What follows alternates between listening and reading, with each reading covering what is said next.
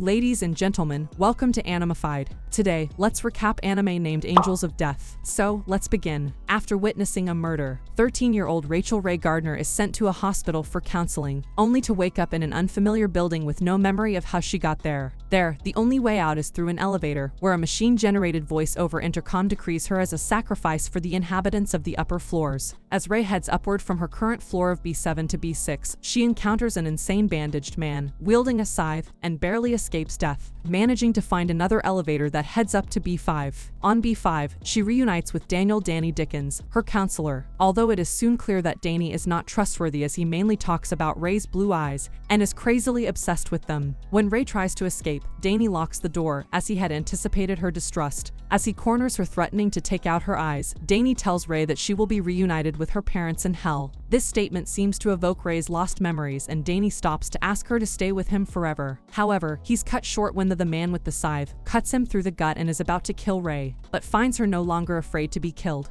The intercom designates the man as a new sacrifice for violating a rule by leaving his designated floor and attacking an inhabitant of another. As the man attempts to flee, Ray approaches him and asks him to kill her. Realizing that he will need Ray's intelligence to escape the building, the man introduces himself as Zack, claiming that he is an idiot and that if Ray helped him out of the building, he would kill her. The two travel up to B4, a place entirely made up of stone and modeled after a graveyard, with graves for them as well. The two split up to investigate the area. Ray explores and finds a library containing records of every sacrifice in the building, as well as a mysterious letter promising her that the writer knows her true wish. Flipping through the records, she finds Zack's real name to be Isaac Foster, an infamous serial killer that used to roam the deserted alleyways in search of victims. Meanwhile, as Zack destroys gravestones out of boredom, he accidentally activates the switch, allowing Ray to proceed further into the building. Ray soon returns and she reveals that she has learned about his past. However, instead of being afraid, like Zack had expected, Ray simply reminds Zack of her wish to be killed.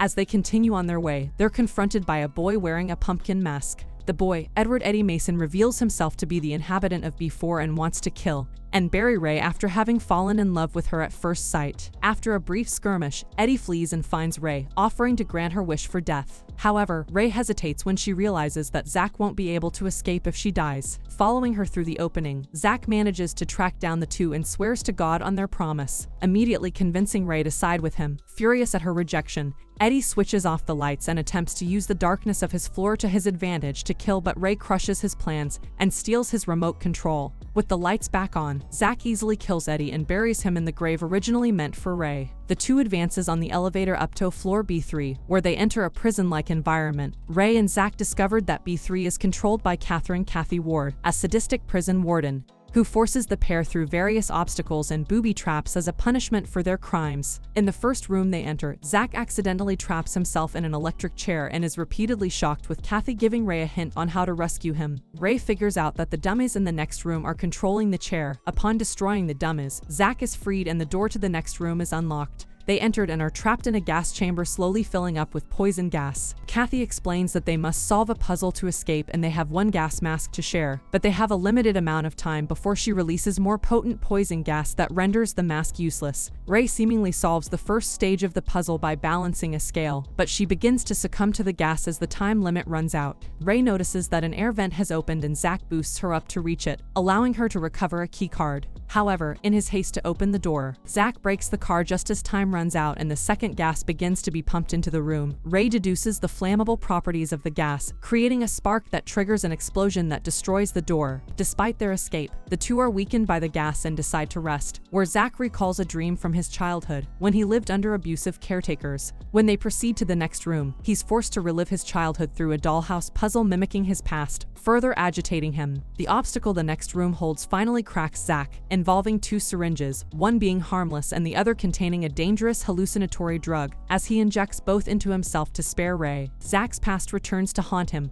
causing him to become more aggressive and threaten to kill Ray. A reminder of the oath finally forces Zack to calm himself down and reaffirms it. In a flashback, it is revealed that Zack murdered his abusive caretakers after being inspired by a horror slasher movie. In the present, Zack begins succumbing to the drug again and Ray is chased into the final room of the floor where Kathy herself is. An axillary operation. Kathy gives Ray a gun and suggests she kills Zack with it.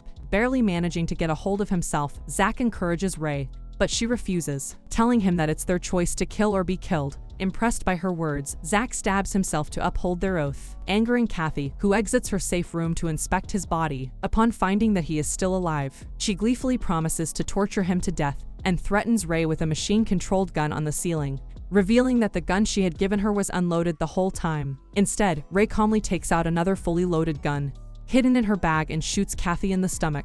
This momentary distraction weakens her and lets Zack regain sufficient consciousness to deal the finishing blow. Ray and Zack proceeds at the elevator, where Ray reveals she was in counseling after witnessing a murder when Zack collapses from his wounds. The two proceed to the elevator, but Zack collapses from his wounds and is slowly bleeding to death. This force is ready to keep moving ahead alone in hopes of finding anything that can heal him. Meeting a priest named Abraham Gray on his floor, modeled after a church complex, Gray and Ray make a deal whereby he will lead her back down to B5, Danny's floor, which stores the necessary medical gear, and in the process be allowed to let her go through a test to judge her character. Just before doing so, she promises Zack that she will retrieve a knife from his floor as well. Following Gray down to Kathy's floor again, Ray is instructed to restore power to the elevator in order to proceed further, and while beside him, smells a strange bewitchingly sweet gas emanating from him. Journeying through the jail cells again, she's attacked by Kathy's zombie-like prisoners. Now set free in her absence, Ray flees to the control room, activating Kathy's fire armament and booby traps to eliminate them. Ray is shocked to find Kathy's body missing and is taunted by a hallucination of Kathy praising her as an exemplary sinner for her cold-heartedness. They continue down to Eddie's floor, where Ray ruthlessly crushes screaming stuffed hands, emerging from the unturned graves to activate the elevator, referring them as simply doll hands. Like Kathy, Eddie's grave is upturned and his body is missing, and Ray is once again taunted by a hallucination of Eddie,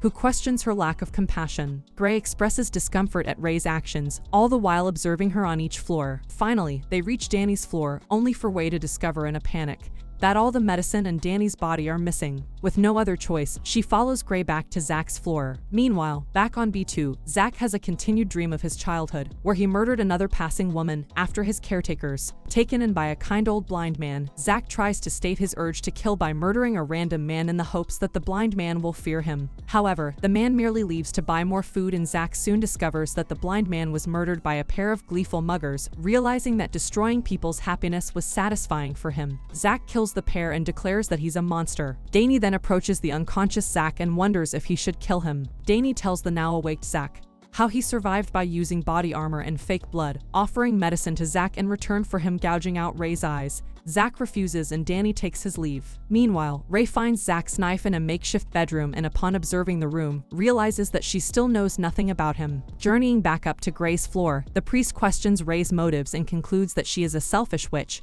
who causes misfortune to those around her, additionally demeaning Ray's firm belief in her god. Distressed, she flees and reunites with Zack, deciding to follow Danny's trail of blood to get medicine. On the way, Zack is forced to fight off a giant snake, sapping his strength even further. Gathering her courage, Ray decides to chase after Danny alone, and Zack gives her his knife for protection. Ray runs into Gray, who reveals that he has confiscated the medicine Danny was carrying. The scene shifts to a courtroom, with Ray presenting as the judge over a witch trial to determine her identity. With the hallucinations of Danny, Eddie and Kathy to testify against her. Kathy points out that Ray is hiding a lying heart under her calm facade. Eddie laments that Gray is selfish and Danny boasts of her corrupted soul that is beyond saving. With all the testimonies against her, Gray declares Ray a witch and sentences her to be burned at the stake. As Ray is about to burn in the fire, she reflects on her relationship with Zack and finally comes to the conclusion that he is her god, the one who had always helped and saved her when she needed it the most. Cutting herself with his knife, Ray successfully returns to the present, deducing that Gray has been using drugs to create illusions on his floor. With death threats, Gray surrenders and gifts her the medicine, which Ray uses to stop the bleeding, disinfect the wound, and stitch it up, declaring her realization to him. As they proceed to the final floor, B1, Zack reveals that his mother's lover set him on fire, resulting in him sustaining burns all over his body that had to be covered up with bandages, and his mother selling him off to an illegal orphanage that trafficked children. Ray attempts to tell him a secret of hers as well, but she can't bring herself to in fear that he will hate her for lying to him all this time. The elevator finally stops at B1, a dimly lit house with gray furnishings. Zack heads deeper into the floor, opening a room at the end of the corridor, filled with fake flowers and the corpse of a couple unnaturally stitched together with thread. Ray begins to go hysterical, begging him to kill her before fainting. Danny then arrives suddenly and locks Zack out of the room, offering to unlock it only if he can fully explore the floor and find out about Ray's past. Zack reluctantly begins exploring the floor, managing to fight his way through various death traps, only to fall into a hole filled with sharp spikes. Saved by Gray, the priest explains that he controls the entire building as an experimental facility to study and observe those who claim to believe in God,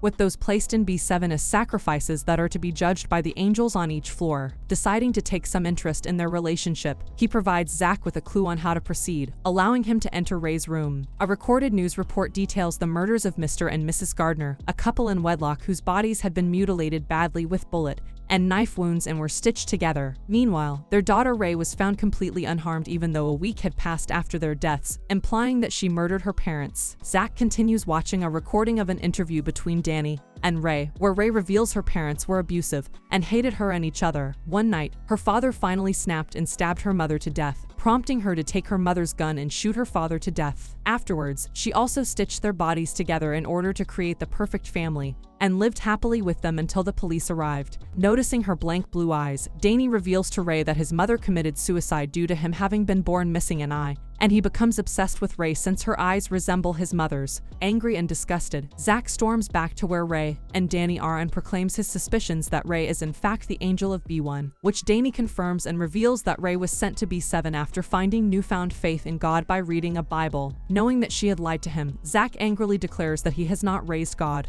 Disillusioned, Ray brought out her reloaded gun and shot Zack but missed. Ray flees, luring Zack through more traps, until he manages to corner her in the last room. He once again asks her if she intended to kill him, when Danny arrives and holds him at gunpoint. Cornered by the two of them, Ray then calmly draws her gun and fires. Ray shoots Danny much to his surprise, claiming that Zack is eager to kill and so on. However, she remains conflicted since she has lost her faith in God, meaning there is nobody left to forgive her for her crimes and hesitates in shooting Zack. Pushing her down, Zack reminds Ray that he is the one who made the promise to kill her, not her God. Shaking Ray back to her senses, the two swear to each other again on their vow and attempt to continue their way out. Although B1 is Ray's floor, she is unaware of its location, even after knowing every nook and cranny of the place. Deducing that the exit must be on B2, due to her floor being the last to be built and the strange observation that no one ever came down from above. While on the way to activate the elevator, she encounters Gray with questions her intentions and her identity, telling him that she has accepted herself and will hence take responsibility for her own actions and choices from now on. Satisfied with her answer, Gray gives her a hint that the exit is behind a huge glass-stained window on his floor. When Zack and Ray reunite, they try to find her gun as well, but realize Danny's body is missing once again and that Ray's gun has been destroyed.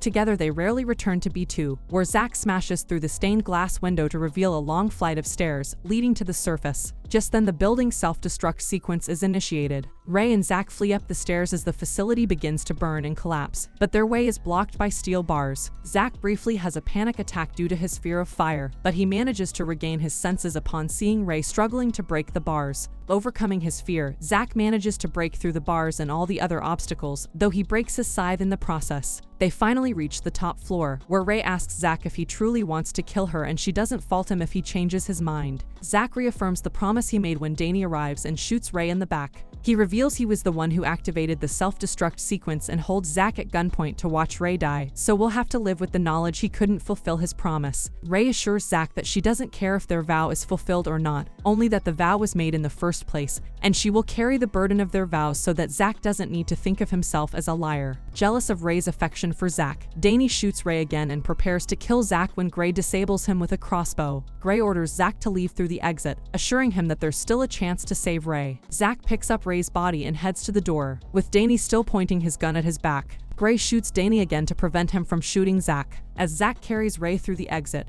Gray has a final conversation with Danny, revealing that he became fascinated with how Ray and Zack managed to change each other and how he's come to realize that everybody is a human, both flawed and beautiful. The building then collapses, presumably killing both Danny and Gray. Zack is able to reach the surface just as the police arrive to investigate. The building collapses, surrendering to the police so Ray can be taken to a hospital. After recovering from her wounds, Ray is taken to a mental care facility where the staff attempt to rehabilitate her with limited success. Ray is informed that Zack has been sentenced to death for his murder spree, as well as killing Ray's parents and kidnapping her. However, shortly after hearing the news, Zack breaks into Ray's room to fulfill their oath, having escaped prison. As they both leap out of the window to escape, Ray once again pleads for Zack to kill her, which Zack reaffirms by telling her to stop crying and smile. By the time the police arrive, the room is already empty, with the splatter of blood on the windowsill and Zack's knife on the floor. And that's the end of the video. As always, if you liked what you saw, subscribe to the channel. I'll be uploading a lot of videos just like this, so I'll see you at the next one. Peace.